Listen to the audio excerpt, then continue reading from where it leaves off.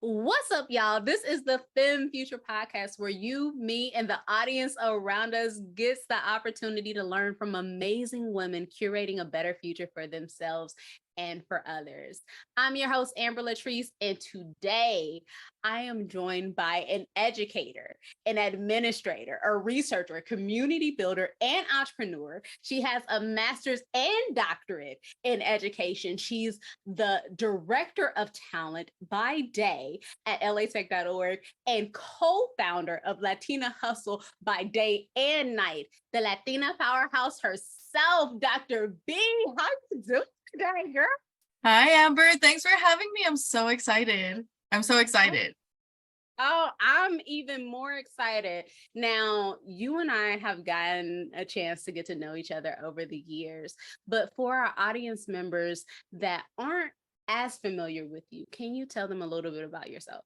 Yes. So I think you actually encompassed a lot of who I am in those like 10 seconds. But yeah, so I'm a Latina entrepreneur, educator, facilitator.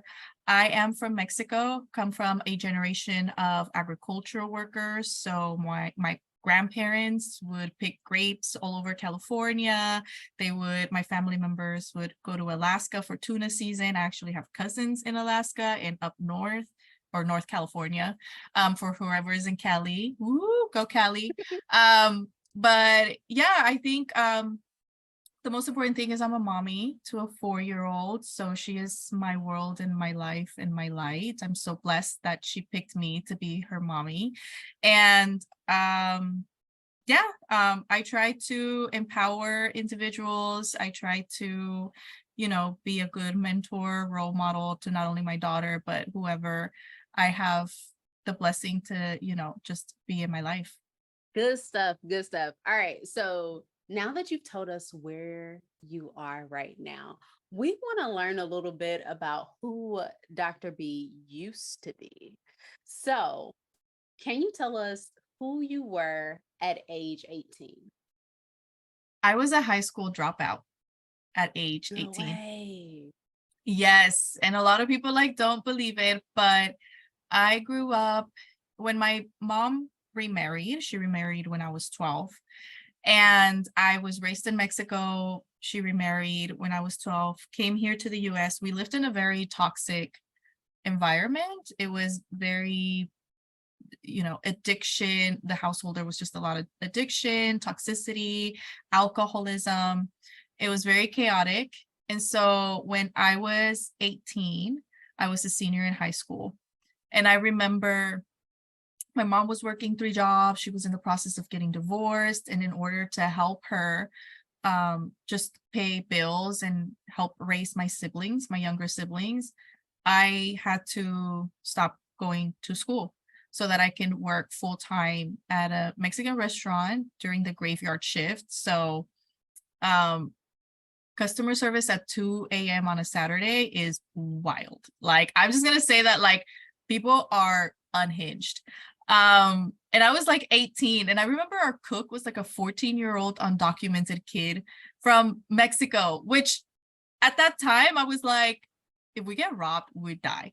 But it seemed so normal because the environment that I grew up in, that was what people did, right? And it was to them, it was such a just blessing to be here and to be able to work, but that's a different story. And so I knew I wanted to go to college. And then I thought, my family comes first. As the eldest daughter, I have this responsibility not only to my parents, like my mom, for all the sacrifices she made, but also to my siblings so that they can have a better future than a lot of people in our family had. And I remember right before college admission decisions were about to be sent out, my counselor called me and said, Brenda, you need to come back to school because college decisions are going to be out soon, and you can't just, if you get accepted somewhere, you can't just not finish high school. So she was such a great figure. She really changed my life because she's the one who coordinated everything with my teachers at the time so that I was able to get back to school, and not only get back to school, but also pass my classes. And when college decisions came out, I remember I got admitted into UCLA, which was my dream school. And I cried and I said, if I were to die tomorrow, I would be the happiest, most accomplished person that I have like ever known. And I would just be okay with it. Like, that's how happy I was. Like, I accomplished this. And so I knew I wanted to go to college. When I was 18, I knew I wanted to go to college. I didn't know what that meant. I just knew I had to do it. I was extremely resilient. I was that girl who didn't have many friends in high school because people thought that I thought I was better than everybody else because I never wanted to hang out with anybody. And I always dated like the college guys, like the older guys, like, oh, high school guys are like not good enough for me. But the reality was like, I never had time. I was working, taking my siblings to school, picking them up, cleaning my house, helping my mom pay bills. And I dated older guys because they had cars. And I needed somebody to drive me to work and pick me up at 2 a.m. And it sounds horrible, but I know it was survival. Like, I was on survival mode. Like, I really had to figure out how to navigate life as an 18-year-old with limited resources. And so, I had to look after my family, and that's who I was at that time. Wow. So before we jump into the journey back to who you are now, what advice would you have for that young girl that is in that position, that's like, I'm not really sure how this is going to work out. I have responsibilities when it comes to my family. But I also have my own ambitions. Yeah. It's funny how timing works, because I've been doing recently a lot of shadow self work and just healing the inner child. And part of that is going to certain versions of myself, or certain, timelines, like younger Brenda, like 7-year-old Brenda, like 18-year-old Brenda, and just hugging her, like every time a song reminds me of when I was like a certain age, right? And it's not triggering, but it's kind of sad, or it makes me feel a certain way. I think of myself at that time and I just hug her, like just give her a big hug, and I tell her like everything's going to be okay. There is an older version of you who is very proud of you and loves you. And I would tell an 18-year-old who feels like things are not working out for them, or why them, why do they have to work extra hard versus like their peers might seem to just be cruising by. And I would tell her to trust and, in a way, let go. Like, let go of those expectations, let go of like certain versions of yourself that other people hold of you, because at the end of the day, like who you are, where you're meant to be. I truly do believe that in this world, God has a plan for us that was written before we were even born, and we just need to trust that we will follow that path and that things are going to turn out. And it sounds hard. I feel like if I would have said that to myself like 18 years ago, I would have been like, that's so dismissive. Like, like I'm trying to survive. Like, I don't know how I'm going to pay my bills, or, get a car to go to college, or a laptop. But when you truly do surrender and stop looking for things, that's when things begin to find you and it all starts coming together. Ooh, that's good. How are we just like 2 seconds in and already dropping gems? Yes. Oh man, that's so good. That's so good. So you mentioned that you've been able to go back to school. You've gotten this acceptance letter from UCLA. Like you're ecstatic, you know? Can you bridge the gap for us from that moment or those moments that happened to where you are now? I can try for sure, but I've always been, I'm an Aries. I'm a fire sign. Like I am like on the go 24/7. I always try to find the next thing. I try to, you know, play chess. When some people are playing checkers, you're like, I want to, get an entry level position. And I'm thinking like, how do I become a manager? Or how do I do this? How do I do that? How do I start my small business? How do I get my small business to Nordstrom or like to other, and so trying to think 3-4 steps in advance. I've always been that way. It's just the way my brain works. And I think it's because I have anxiety. So I have to like always be prepared. But when it came to like emotional development,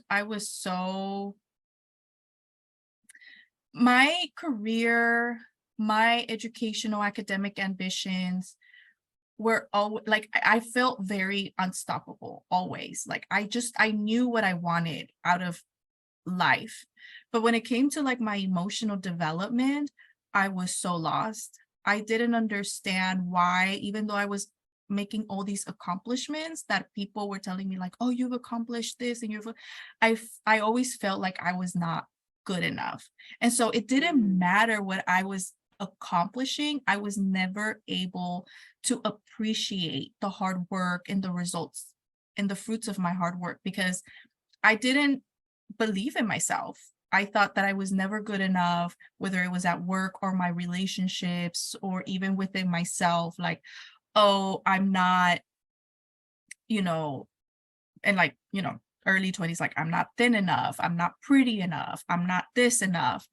And so it was very challenging because I feel like people were telling me one thing, but the way that I felt was the opposite. And it didn't help that I was also dating people that were not very supportive, were very self-serving. And so with my upbringing of, I have this commitment and loyalty to my family, to people who I love, it's very easy to be taken advantage of. And I would see myself just giving a lot of myself to other people and pouring into other people's cups, even when my own cup was empty. And it took me a long time.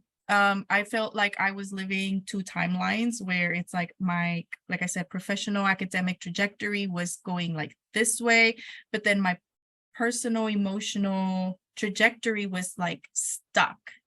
And I couldn't really bring those together and create synergy and balance. I felt so unbalanced and I didn't know what was happening. But I So guess keep going, keep going. so that's more of like the metaphysical like aspect of it. But So I am actually going to jump in. Okay. So for an audience member that has found themselves in that very position, or maybe even in the past, because I can definitely relate to what you're saying, where you accomplish this thing and it's like, okay, I accomplished a thing, like not a big deal. Anybody could accomplish this thing.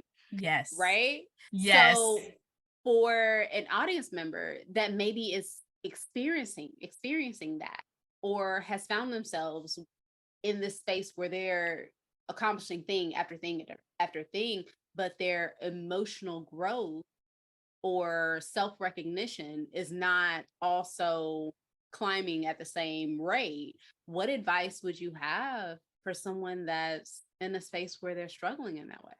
Yeah. I mean, we talk about imposter syndrome, right? Like imposter syndrome is like a big Okay. thing. But the way that I see it is we tend to get into these patterns of negative self-talk, especially when it comes to imposter syndrome. Imposter syndrome is a lot of those like voices in your head that say, I'm not good enough, I'm not this, I'm not that, like, I don't understand why I'm getting praised for this. Anybody could have done it, whatever, right?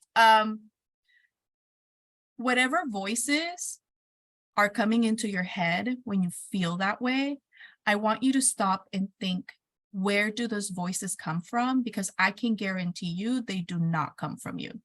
And once you start identifying those messages, whether it was from like a TV show, your parents, a boyfriend, a partner, a friend that are repeating those voices in your head, you need to acknowledge that they are not you, because you know that you can, and these voices are bringing you down. So that's what I've learned, and it's taking me a long time to get there, but essentially shut your haters. And a lot of times our haters live in our head rent free. We keep our haters in our head. Yes, all the time. It's just like, you can't do that. You're not good enough. You're not pretty enough. You're not this. You're not that. And it's like, who are these haters that I'm just giving so much energy and time and just entertaining their messages? Like, no. So shut those haters up in your head. They don't belong there. Oof, that's so good. That's so good, Dr. V. Okay, I'm sorry, I interrupted you. Keep going. Continue the story. Yeah. Take us on the journey. So that was more like my emotional, mental journey. But my professional journey, I always knew I wanted to be an educator, because I wanted to give my teachers and my counselors did a lot for me to get to where I am today. So I was like, that's what I know, that's what I want to do. And so I got my degrees in higher education very early on. I knew I couldn't work with kids, not because I don't like kids, but I was a teaching assistant when I was 19, and this was like in 2008, in Compton Unified School District. Major budget cuts, or it was like 2009, major budget cuts, classrooms of like 45 kids. I was a TA for a classroom that was ESL, special ed, and at risk. And at risk kids were like the troublemakers, Wait, they put everybody in the same classroom? Everybody in the same classroom. So we had it was like 35 kids all in one classroom. And the teacher could not, she, bless her heart, like she could not. And it was, I remember this one kid who was 10, fifth graders. He would give me such a hard time. Like, oh, I would go home and cry because this kid would he would just do things that I was like, why are you doing this? Just like, and finally, when I pulled him aside, I don't know why the teacher always wanted me to work with him. She was like, just take him to the other corner, take him to the other classroom, just do one-on-one, like, just be his aide, because he was so disruptive. She just didn't want him in the class. And as I got to know him, I found out that he had like 8 siblings. Mind you, he's 10. So his mom had kids fit like every year. His dad wasn't around, or his dad was in prison. His mom worked like 3 jobs. His aunt was the legal guardian, but she had her own kids. And so it was this 10-year-old who was basically raising 8 of his siblings almost by himself. And that just broke me. Like, it broke me because I was 19. I didn't know what, and I was just like, how do I was not emotionally prepared. I was like, I can't do this. Like, I can't hear these stories and know and just do a job. Like, I can't just clock out and say like, okay, I got my paycheck, knowing that my students were going home and like living through this. And like I related to that because I lived that, you know. My parents the cops would go to my house so much when I was in middle school and high school that the cops at the school knew me by my first name. And they would be like, "Hey, Brenda, what's up?" And my friends would be like, "Why do the cops know your name?" And I'm just like, I don't know. Like, maybe I said hi one time and I introduced myself and they're like, "Why would you?" Like, that's so weird, dude, you know? And so it just really hit me, but decided to go to higher education instead. And when I was in higher education, the more I moved up the ladder, the more I hated my job. I was always an administrator. And when I realized how certain decisions were made at the leadership level and how students of color are always the task force or the initiative and were never part of the main conversation, made me realize that this career or that particular institution didn't align with my personal values, and I just couldn't do it anymore. So one day I just left my good paying job at this huge institution, like known all over the world, and didn't even give a notice. I just said I quit effective immediately. Like I had like a mental breakdown because I just couldn't do it anymore. So burnout is real, and when you find yourself in places where you can't connect to a why or a reason, or you find yourself experiencing these things that bring you to so much despair, it can be really hard. And a lot of times it can lead to just being like, deuces, I'm outie. So for the listener or viewer that's in that position, that is in that place where they're like, I'm watching this stuff happen, and I can acknowledge that this is not right, or this is not the way it should be.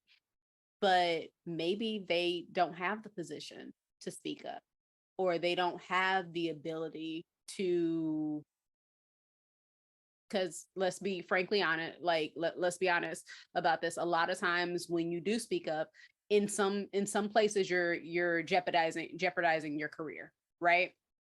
So what advice would you have for somebody that's in that position where they're like, ooh, this is not right. This is not right. Like, maybe it's not anything like illegal or whatever. Let's keep it a little bit more less deep than illegal. But this is not right. What do I do? This is not right. It's weighing down on me. Like, what do I do? What advice would you have for that person? Yeah. I mean, I'm still trying to figure it out. And it's still hard, you know, and it's definitely hard. We have a visitor. Hello, Mommy, we're back. Yeah, thank you. Because we live in a patriarchal capitalist society, right? Where it's very much your personal values, it doesn't matter. It's very income driven. What's the ROI? All of these processes, all of these procedures, these laws. And once I started to understand that and accept that, I began to realize that it didn't matter what industry I chose to go into. There is no industry that would ever fulfill you as a human being. Like, we are people outside of our work, and no position, no title, no job description, no good mentor is ever going to make you feel a certain way, a good way, if you don't already have fulfillment outside of work. And we're trained to think like work is meant to make you happy. Work, like, do what you're passionate about, do this. But at the core of it, jobs were meant to, in our capitalist society, were meant for exploitation. Nobody can be truly fulfilled or feel happy when they're being exploited. So you got that PTO, take it. Mental health day. You don't even need to tell your boss. Actually, I don't even think well, depending on the state, don't quote me. If you need, like to take a week off, don't accumulate your sick time. Take sick time. Mental health is mental illness, mental health. It's a thing. That's why your sick days are there. Take your vacations. If you can, have hobbies, have hobbies. Find fulfillment, because then if you find yourself in a company or organization that you don't feel attachment to, it's going to be easier for you to leave when things are not aligning. And so I think I said this earlier, the moment you give a person or an organization the power to dictate where you are going to go, you've already lost. And so you need to take that power back. And if the organization or the institution or the job or the company is not fulfilling, or you feel there's certain things that are not aligning with your own mission or vision, then you have the power to leave. Ooh, that is so good. That is so good.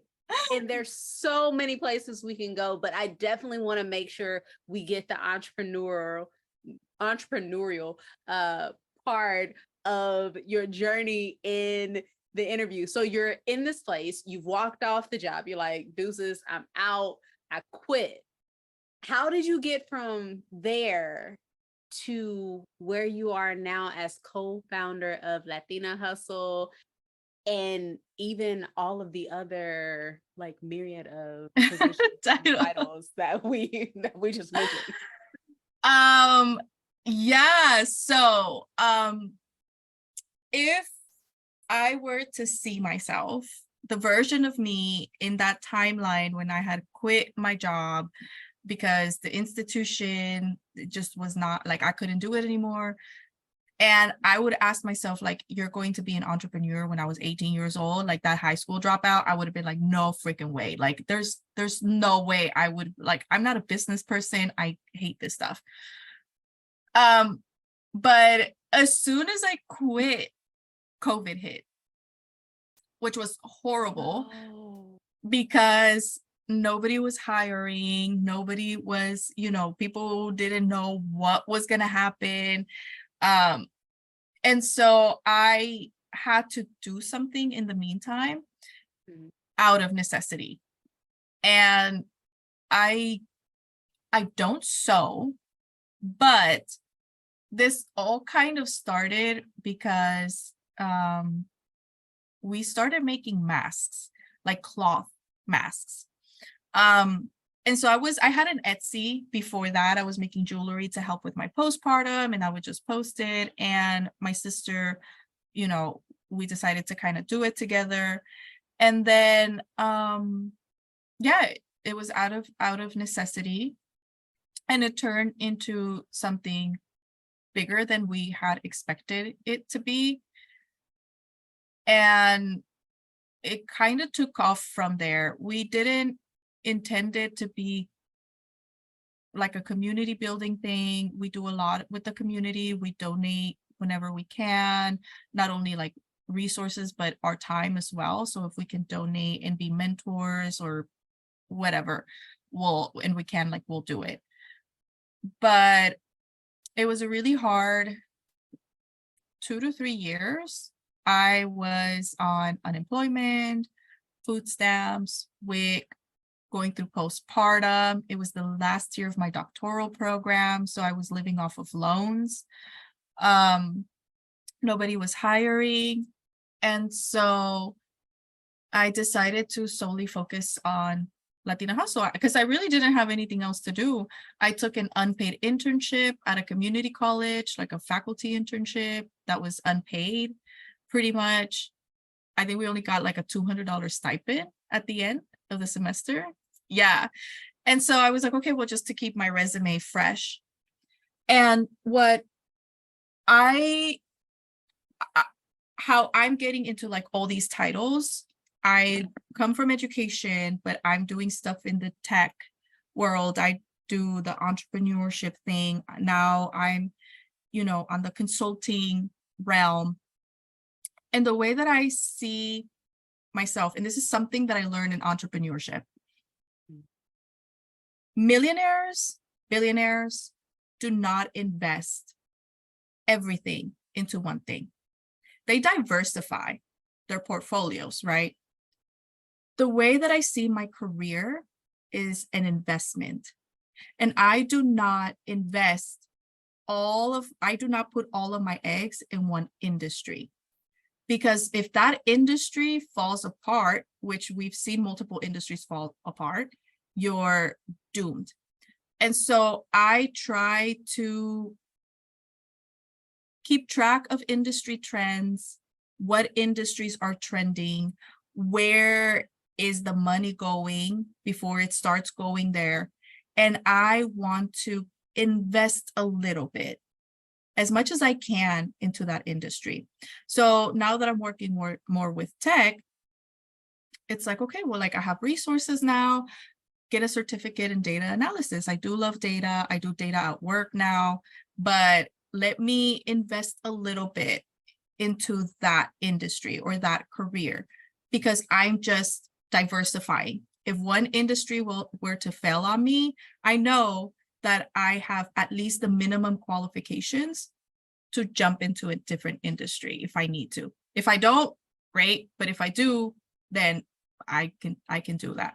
And that is going back to that, taking the power back, right? Like, don't allow anybody to dictate where you're going, because you already lost if you do that. And so like I said, I'm an Aries, I'm competitive, I don't lose, I win all the time. So in my head, right, like I tell myself, like, in my head I won. But that's how I see it. Your career is an investment. You need to invest and diversify, because if one industry falls apart and you're in that industry, you need to be able to pivot and move to a different industry, like ASAP. Absolutely. Absolutely. And I love that you have found yourself in that place now. So, man, Dr. B, you have taken us on a journey from being 18 and having to drop out for the opportunity, or in order to help your family, then getting the opportunity to go to school, going through the process of education, getting burnt out at the job while you're working for an institution, building your own organization as a co-founder called Latina Hustle, and then even continuing to diversify all the things that you're able to do even now as a director of talent, an educator, administrator, researcher, consultant. You have taken us on this beautiful journey. And just like we took a look at the past, I kind of want to quickly get a glimpse into the potential future with what is personally my favorite question. So, Dr. B, if you could have a conversation with your 100-year-old self, what do you hope she'll share with you about the life you live? Oh, she would be so proud. She would be so proud of me. Like, oh my God. I know, like I've seen her. Like I meditate a lot, and I'm really into, different parallels and how one decision can really pivot you into certain versions of yourself. And I did this meditation where I saw myself in the near future, and I saw myself as an older person with, and I know she's proud. I know she's happy. I know I am going to live a very long life, because all of my great grandma lived to be like 105, and so what would she tell me? I think she would tell me she's really proud, she would tell me that probably to be more gentle with myself and to give myself more grace, that it's not a race, that I will get there. I need to keep reminding myself to surrender and let the universe, God, my spirit guides, my ancestors guide me in where I need to go. But she's gonna be like, you're gonna laugh, but I see myself being this like powerhouse who has a Period. lot of sugar babies that she will take on cruises, living her best life at 100 on a cruise ship with her probably virgin margarita, because I won't be able to drink by then. And just living my best life. I don't know if I will have grandkids, because if Audrey, that's her choice. And if she doesn't, I totally see my daughter with me, just chilling in the cruise ship and like living our best lives together. That is awesome. My 80-year-old daughter with her sugar babies. Oh my gosh, that is awesome. That is awesome. And what a beautiful way to kind of wrap it all up.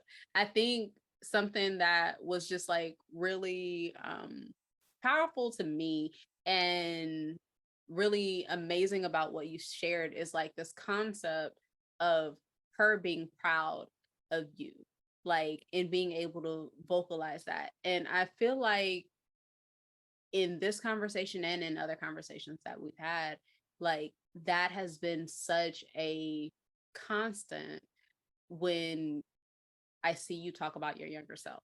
So I love that. And I truly love the fact that that will continue. And thank you so much for answering my favorite question as we come to a close. This has been so good. This has been so good. But all good things must come to an end. As we come to a close, what final advice do you have for me or any of our viewers or listeners working to intentionally curate a better future for themselves and for others? Yes. Don't choose comfort over happiness. That's what I would say. And that is sort of like my daily affirmation, because we get so scared of being uncomfortable that we tend to choose comfort over blessings that are coming or over good things that are ahead of us if we just chose to be a little bit uncomfortable. So don't choose comfort over happiness. So Dr. B, what you not gonna do is mic drop, just like oh my goodness. I don't know if y'all were ready. I wasn't ready. Wow. Ooh, that one hit. Like, I feel like that's gonna be like some quiet time reflection. Don't comfort over happiness. Oh my goodness. And there's so much more.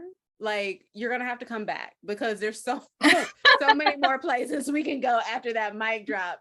But I'm very thankful that I get to continue the conversation with you whenever I want to.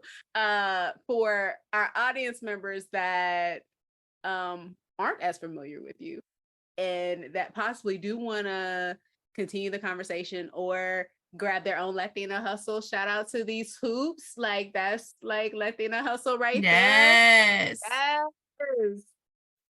So can you tell them where they can find you and where they can connect with you? Yes. So I actually don't have personal social media. We do have a Latina Hustle TikTok. We have latinahustlestore.com where you can find all of our merchandise.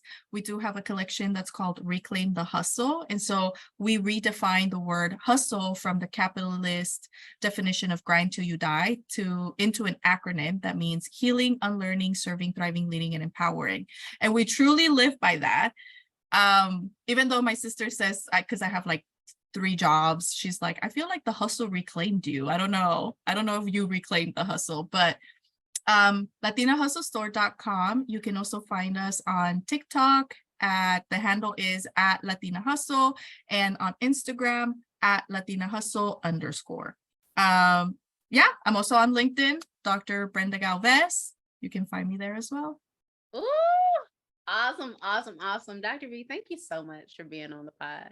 Thank you, Amber. Like always, it's a pleasure. Yes. It's such an amazing time anytime we get together. I love it. I really do appreciate you and all the gems that you dropped for myself and the audience. Yes. Thank you so much. And to everyone that tuned in, thank you so much for tuning in. Until next time, let's continue to engage, support, and encourage each other as we work together to create a FEM future.